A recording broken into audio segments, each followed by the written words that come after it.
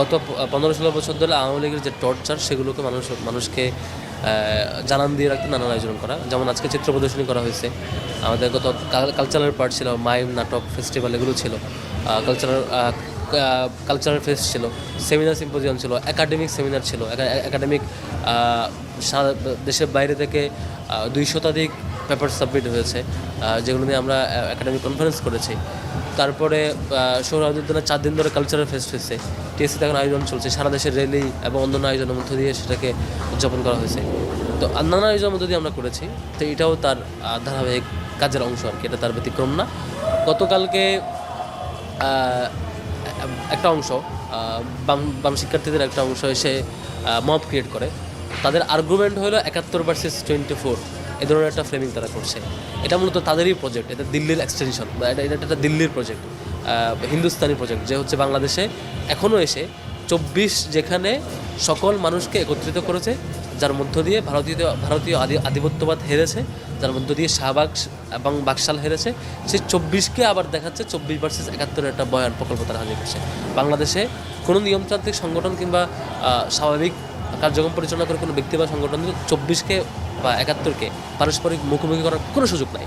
71 বাংলাদেশের গৌরবোজ্জ্বল অধ্যায়, 71 বাংলাদেশের মানচিত্র দিয়েছে, 24 বাংলাদেশের 24 বাংলাদেশকে আধিপত্যবাদের কবল থেকে মুক্ত করেছে। একটি অপরটির পরিপূরক, এটা 71 এক্সটেন্ডেড রূপ হলো 24। সুতরাং দুইটি একটি অপরটির মুখোমুখি বয়ান চাপিয়ে দেওয়ার যে ষড়যন্ত্র, সেটা দিল্লির ষড়যন্ত্র। এই ষড়যন্ত্র তারা এর আগেও করেছে।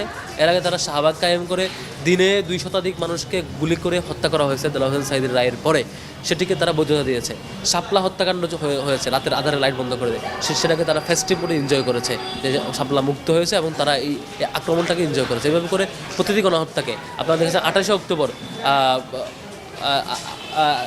আপনারা দেখেছেন আমাদের শহীদ জসিমের উপরে সে সময়কার বাপ্পাদিত্য বসু ছাত্র ইউনিয়নের নেতা, সে তার উপর লগিয়ে বটা দিয়ে আক্রমণ করে লাশের উপরে দিন দুপুরে নৃত্য করেছে।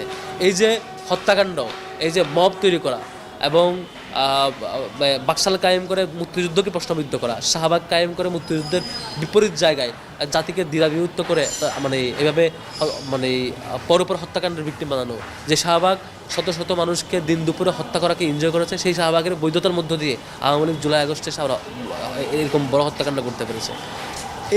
সেই শক্তিটাই আজকে সে মিসকোট করছে এবং বাজে ফ্রেমিং করছে। আমরা এখানে দেখিয়েছিলাম মূলত 15 বছরের সকল দুঃশাসনকে, 16 বছরের দুঃশাসনকে।